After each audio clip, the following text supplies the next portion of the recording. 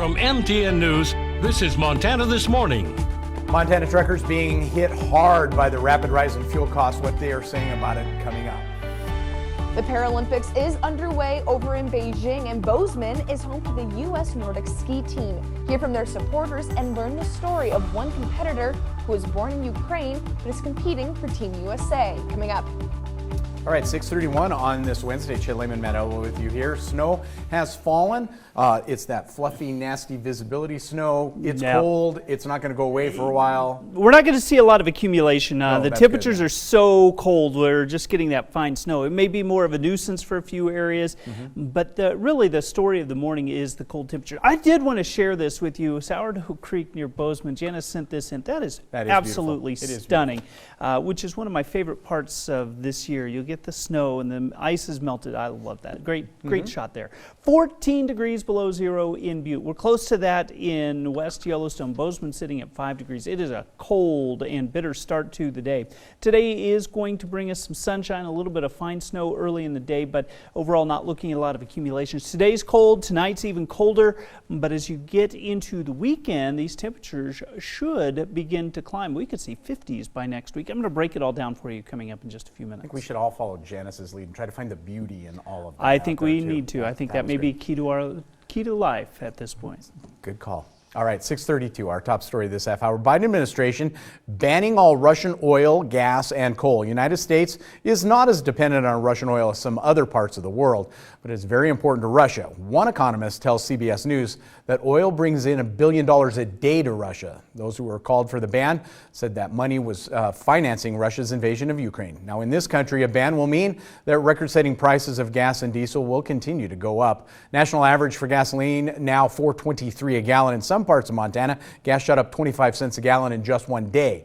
Cheapest gas, Buddy shows in our state right now, $3.64 in Forsyth, while many Bozeman prices are at $3.89 or $3.99 a gallon. Butte at $3.94 a gallon. It was $3.99 in Belgrade this morning.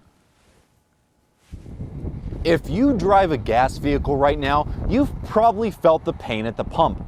But semi-truck drivers are really feeling the hurt.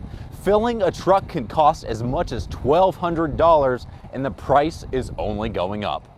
Every time fuel goes up, I can't increase my rate. I can't keep that pattern going, so there's times that it just is straight out of my pocket.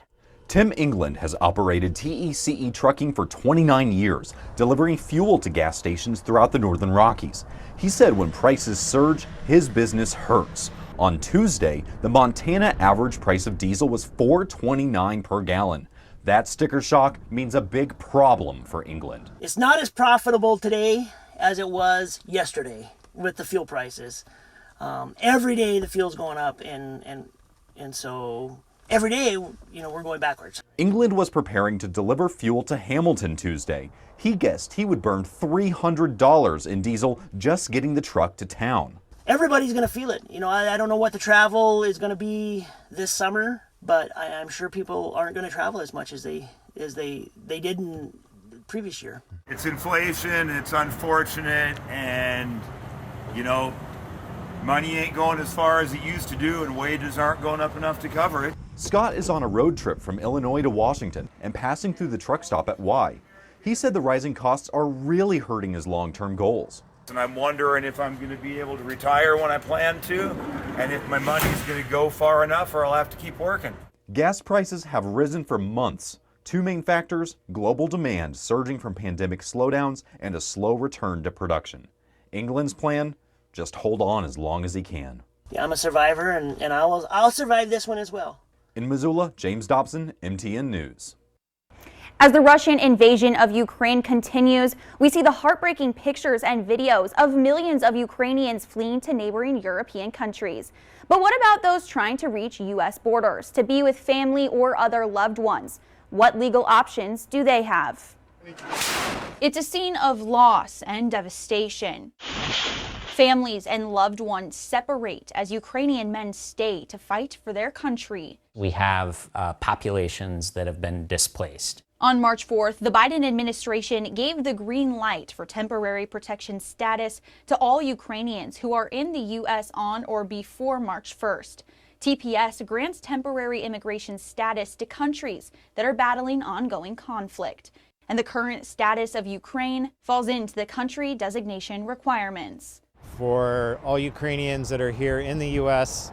already as of March 1st, the day before it was granted, we'll be able to get TPS for 18 months. But what about refugees who might have made it to European countries but not the States before the TPS deadline? Randall Cottle, a Montana immigration attorney, says there are some options. One of them, a visitor's visa. These are exceptional circumstances, exceptional times, so it's at least worth a shot to apply for a visitor's visa. Historically, a visitor's visa is hard to get because you have to prove to the U.S. government that you will return to your home country. But in dire times come dire needs. Make it to a U.S. embassy and there's a shot. Consular personnel at the U.S. Embassy is being very liberal at granting visitor visas to come to the U.S., knowing full well that if Russia overtakes the Ukraine, these people are not going to go back to the Ukraine in the future. As the world watches the conflict unfold, for refugees, fleeing their home country is no easy task, even as the cries of war surrounds you. There's so much uncertainty. They don't know where their new home will be, when they will have a new home, when they might be reconnected with loved ones, if ever. If you think back to August, Missoula welcomed Afghan refugees who were in a similar position as Ukrainians are in now. Different circumstances, but both situations call for fleeing citizens. Currently, the United States does not have mass evacuation plans like we saw for Afghan nationals. Iman Fahy with IRC says there's a reason for that. Part of the reason that so many folks in Afghanistan were in danger is because they helped the United States in our efforts in many, many different ways. Whether it was helping our armed forces, whether it was serving humanitarian organizations, or perhaps they were journalists. But anyhow, we felt, I think, a moral obligation to help them. In Missoula, Hannah Hislop, MTN News. 6:38 now. The Winter Paralympics are underway in Beijing, and there are several Bozeman residents going for the gold. MTN's Jane McDonald went to a watch party to cheer on some biathletes. People gathered around to watch athletes who trained in Bozeman compete to be best in the world. Yeah, Kendall. In your life, you have to learn to adapt from challenges and mistakes you've made, and really nobody ever has a perfect race. Pool tables at the Rockin' became extra seating when the Paralympic biathletes took to the track in Beijing. I think it's just a wonderful example of how Bozeman supports their own, comes together. Crosscut Mountain Sports Center is the home base for the U.S. Paralympic Nordic ski team. Think about how difficult these sports are. Nordic skiing, add in biathlon. Traveling the world with a ski bag. If you're a Nordic skier, that's bad. If you're a biathlete, you have to take a rifle box. And if you're a paraathlete, you have to take a wheelchair and a sit ski. This is an organization that is first and foremost about community. And a part of that community is Oksana. Oksana's been really open about her journey. She was born in Ukraine. Her mother was pregnant with her during Chernobyl, which led to complications and health problems. She was put into an orphanage, and then when she was about 5 years old, her mother from the United States, she saw her photo of her and a little bit about Oksana, and she tells the story that she just knew right away, that's my daughter. Oksana put her mind to her second race and is coming home with the silver medal. And the gold? Well, that's coming to Bozeman too, with her U.S. teammate Kendall Gretsch. Yeah, Kendall, all right, way to go. One thing I am proudest about is making a home for Paralympics. These facilities are very few and far between, so to have a facility where these guys can train is just, I know it's instrumental for them, but we love it too.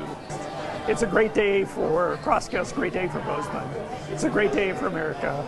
In Bozeman, Jane McDonald, MTN News.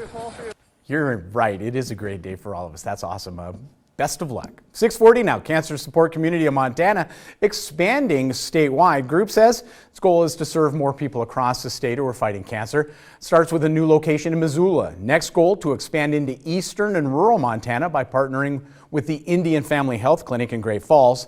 Thanks to telehealth, the Cancer Support Community says it hopes to provide more access to Montanans near and far.